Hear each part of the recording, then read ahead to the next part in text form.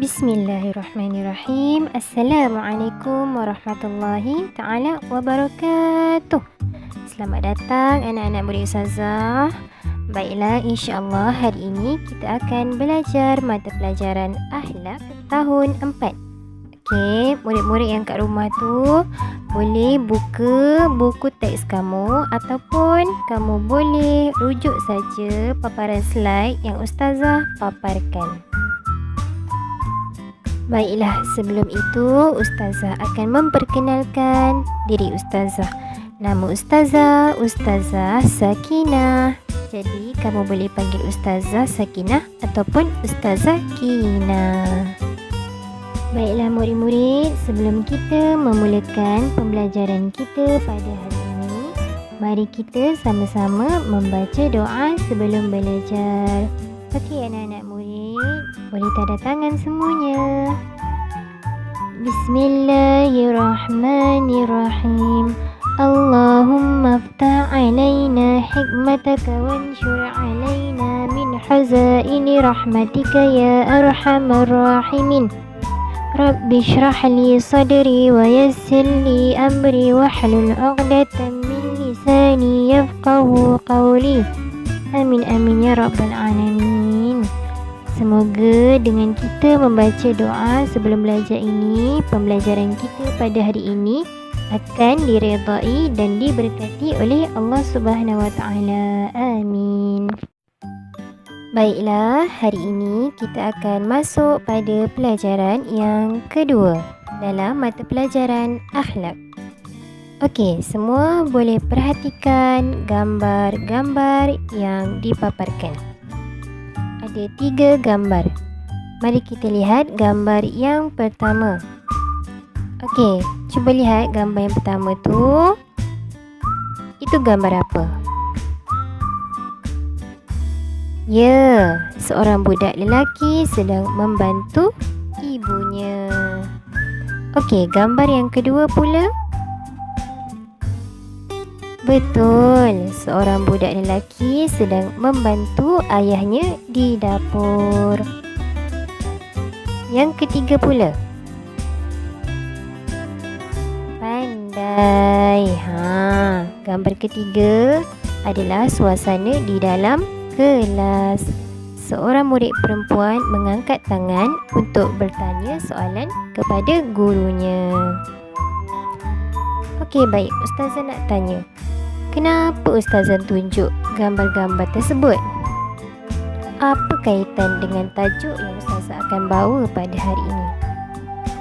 Siapa tahu? Ya, betul. Tolong-menolong. Tetapi, kita dah belajar tajuk tolong-menolong pada pelajaran yang pertama. Ingat tak? Ingat kan? Jadinya, apa kaitannya dengan gambar-gambar ni? Pandai. Mereka ada sifat. Sifat apa? Sifat bertanggungjawab. Dia ada sifat bertanggungjawab dalam dirinya untuk membantu ayah dia, untuk membantu ibu dia, untuk membantu gurunya, untuk menghormati gurunya. Okey, baik. Hari ini tajuk yang Ustazah akan mengajar kamu ialah bertanggungjawab. Baik, kita akan baca sama-sama pengertian bertanggungjawab. Baik, Ustazah baca dulu ya. Maksud bertanggungjawab ialah kesanggupan untuk memikul dan melaksanakan tugas serta kewajipan yang telah ditetapkan selagi tidak bercanggah dengan syarak. Okey, faham tak semua? Apa itu maksud bertanggungjawab? Baik, ada yang tak faham? Okey, Ustazah boleh terangkan. Baik, maksud bertanggungjawab ni ialah kita sebagai manusia ada sifat rasa tanggungjawab dalam diri kita sendiri untuk memegang satu tanggungjawab yang kita perlu lakukan. Contohlah kamu sebagai pelajar dilantik menjadi ketua kelas, maka kamu harus menjalankan tugas kamu sebagai ketua kelas dengan baik, dengan amanah. Faham? Seterusnya pula kita akan baca sama-sama dalil bertanggungjawab. Okey, jom kita baca sama-sama. Mari kita lihat sama-sama dalil bertanggungjawab. Okey, murid-murid semua dengar dahulu Ustazah baca. Okey, a'udzubillahi minasyaitonirrajim. Bismillahirrahmanirrahim. Inna sam'a wal basara wal fu'ada kullu ulaika kana anhu mas'ula. Daripada surah Al-Isra ayat 36, yang bermaksud sesungguhnya pendengaran dan penglihatan serta hati semua anggota itu tetap akan ditanya tentang apa yang dilakukannya. Baik, murid-murid semua faham apa maksud ayat Al-Quran ini? Okey, ada yang faham, ada yang kurang faham. Okey, Ustazah akan jelaskan. Ayat Al-Quran ini bermaksud setiap anggota kita akan ditanya pada hari akhirat nanti. Contoh seperti mata, tangan, kaki, lagi apa? Mulut. Semua akan ditanya. Contoh seperti mulut, kita cakap apa? Tangan, kita ambil apa? Kaki, kita pergi mana? Mata kita tengok apa? Semua anggota itu akan ditanya apa mereka lakukan semasa di dunia. Baiklah, semua faham? Kemudian kita akan masuk kepada bahagian tanggungjawab. Bahagian tanggungjawab ada berapa? Betul, bahagian tanggungjawab ada 6. Sitatun 6. Pandai semuanya. Bahagian tanggungjawab yang pertama ialah tanggungjawab kepada diri sendiri. Yang pertama, menunaikan perintah Allah dan meninggalkan larangannya. Kita sebagai hamba Allah Subhanahu Wa Taala, kita mesti wajib beriman dan wajib patuh pada perintah Allah Subhanahu Wa Taala, dan kita mestilah meninggalkan segala larangannya. Okey, yang kedua, tidak mensyirikkan Allah, yang bermaksud kita jangan sesekali menduakan Allah Subhanahu Wa Taala dengan perkara-perkara lain, kerana Allah itu adalah satu.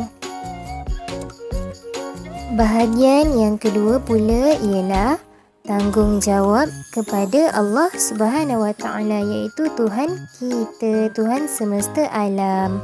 Yang pertama, memelihara diri daripada perkara-perkara yang tidak diredai oleh Allah Subhanahu Wa Taala. Kita sebagai manusia perlulah memelihara diri kita sendiri daripada perkara-perkara yang buruk yang boleh merosakkan diri. Contoh seperti apa? Mengambil dadah, merokok dan sebagainya. Yang kedua, memantapkan iman dalam diri dan melaksanakan tuntutan rukun Islam dengan sempurna. Setiap umat Islam ada iman yang Allah telah tetapkan dalam diri seseorang. Jadi kita perlu jaga iman kita, jangan sampai terpesong akidah, dan kita perlu melaksanakan tuntutan rukun Islam dengan sempurna. Rukun Islam ada berapa? Betul, rukun Islam ada 5 perkara. Bahagian yang ketiga pula ialah tanggungjawab kepada ibu bapa kita. Baik, yang pertama mendoakan kesejahteraan kedua-dua ibu bapa. Kita mestilah mendoakan mereka. Setiap kali kita habis solat, kita doakanlah untuk mak ayah kita supaya selamat dan sihat selalu, selamat dunia akhirat. Doakan mak ayah kita masuk syurga. Okey, yang kedua, bercakap dengan lemah lembut. Kita mesti bercakap dengan ibu bapa dengan lemah lembut. Jangan tinggikan suara, jangan tengking ibu bapa. Jangan berkata ah ke, oh ke, kerana itu adalah dilarang, tidak baik. Jadi kita jangan sesekali derhaka pada ibu bapa. Yang ketiga, taat dan berbakti kepada kedua ibu bapa. Kita sebagai anak mestilah mentaati segala perintah ibu bapa kita, kerana buat ibu bapa adalah penting, sangat-sangat penting. Faham? Bahagian yang keempat pula, bahagian tanggungjawab yang keempat apa? Okey, bahagian tanggungjawab yang keempat ialah tanggungjawab kepada guru. Guru tu siapa? Guru tu macam ustazah lah. Ustazah kan guru juga. Okey, yang pertama, menumpukan perhatian ketika guru mengajar. Kita kalau dalam kelas, jangan bercakap dengan kawan sebelah semasa guru sedang mengajar di hadapan. Kita perlu tumpukan perhatian. Baik, yang kedua, mematuhi segala yang diajar oleh guru. Kita ikut saja apa yang guru suruh kita buat. Jangan tak buat. Kalau kerja sekolah tu yang guru bagi tu, kita kena siapkan dan hantar. Yang ketiga, menghormati dan mendoakan kesejahteraan guru. Kita wajib menghormati seorang guru kerana guru juga seperti seorang ibu bagi kita. Guru ni merupakan seorang ibu kita di sekolah. Kalau di rumah ibu kita ada, kalau di sekolah ibu kita tiada. Jadi gurulah sebagai guru kita. Faham? Baik, bahagian yang kelima pula. Bahagian tanggungjawab yang kelima ialah tanggungjawab kepada negara. Negara kita, negara apa? Negara Malaysia. Okey, yang pertama, kesetiaan kepada negara. Contohnya kamu sedang menyanyi lagu negaraku. Kamu jangan bergoyang-goyang, badannya bergoyang-goyang. Itu tandanya kita tidak menghormati lagu negaraku. Kita kena berdiri tegak semasa menyanyikan lagu negaraku.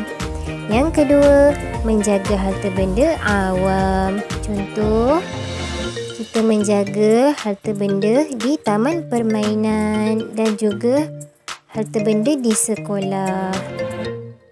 Yang ketiga, menjaga keselamatan dan keamanan negara. Baik, semua faham tanggungjawab kepada negara? Baik, saya harap kamu semua faham.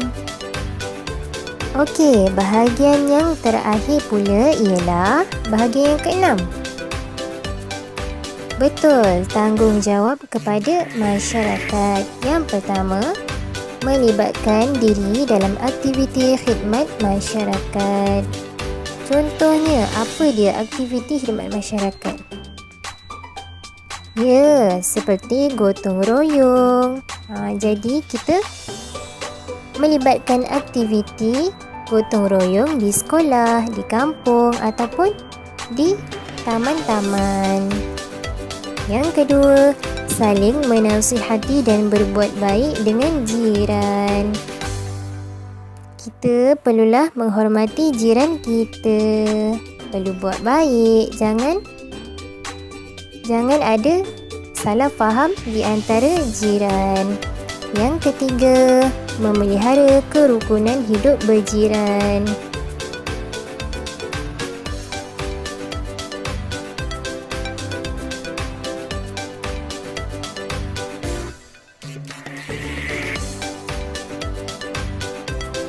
Okey, baiklah. Ustazah dah terangkan semua bahagian bertanggungjawab yang ada 6. Ustazah harap kamu semua boleh faham. Kalau ada yang tak faham, kamu semua boleh tanya pada Ustazah. Ustazah akan terangkan sedikit demi sedikit. Baik, sekarang kita akan masuk kepada fadilat bertanggungjawab. Fadilat itu apa? Ya, fadilat itu ialah kebaikan ataupun kelebihan, manfaat apabila kita ada sifat bertanggungjawab. Baik, yang pertama, kita akan dikasihi oleh Allah dan Rasulullah sallallahu alaihi wasallam. Apabila kita bertanggungjawab, Allah akan suka pada diri kita. Yang kedua, disukai oleh ibu bapa dan masyarakat. Kita juga akan disukai ibu bapa, disukai masyarakat dan disukai oleh semua masyarakat. Yang ketiga, kerja yang dilakukan mendapat faedah yang berpanjangan. Yang keempat, kerja menjadi sempurna. Baik, itulah keempat-empat fadilat bertanggungjawab. Baiklah, Ustazah nak tanya, sekiranya seseorang individu itu tidak mempunyai rasa bertanggungjawab dalam diri dia, maka apa yang akan terjadi? Betul, pandai kamu. Mereka akan mengalami kesan-kesan buruk. Okey, baiklah. Sekarang Ustazah nak terangkan kepada kamu akibat tidak bertanggungjawab. Akibat tu apa? Akibat tu ialah kesan. Kesan apa? Kesan buruk. Okey, yang pertama, dimurkai oleh Allah dan Rasulullah. Yang kedua, kerja yang diamanahkan tidak sempurna. Yang ketiga, hasil kerja yang dilakukan sia-sia, tidak mendapat faedah apa-apa.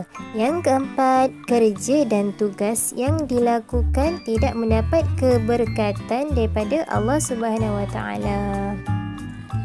Baik, faham? Akibat tidak bertanggungjawab juga ada 4. Senang sahaja dan kamu semua boleh hafal. Okey, faham semua? InsyaAllah. Selepas ini, Ustazah akan menjalankan satu latihan untuk kamu. Ustazah akan bagi latihan. Ustazah akan bagi kuis untuk kamu jawab. Sama ada kamu tumpukan tak perhatian kamu semasa Ustazah mengajar, semasa Ustazah terangkan sebentar tadi. Okey semua? Kamu semua boleh buka buku teks kembali dan ulang kaji semula. Ustazah akan beri kamu masa untuk mengulang kaji. Okey?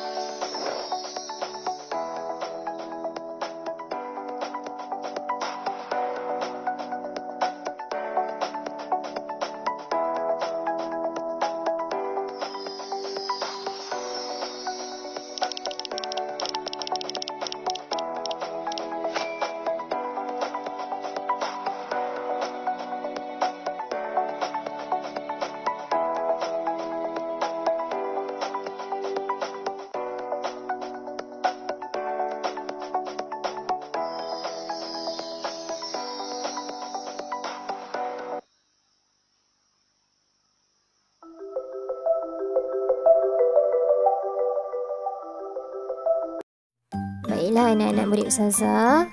Ustazah harap kamu semua dapat faham pelajaran yang kita dah belajar pada hari ini. Semoga pelajaran hari ini mendapat keberkatan daripada Allah Subhanahu Wa Taala. Wabillahi taufiq wal hidayah. Wassalamualaikum warahmatullahi taala wabarakatuh. Baik, kita jumpa lagi pada kelas yang akan datang. Jumpa lagi.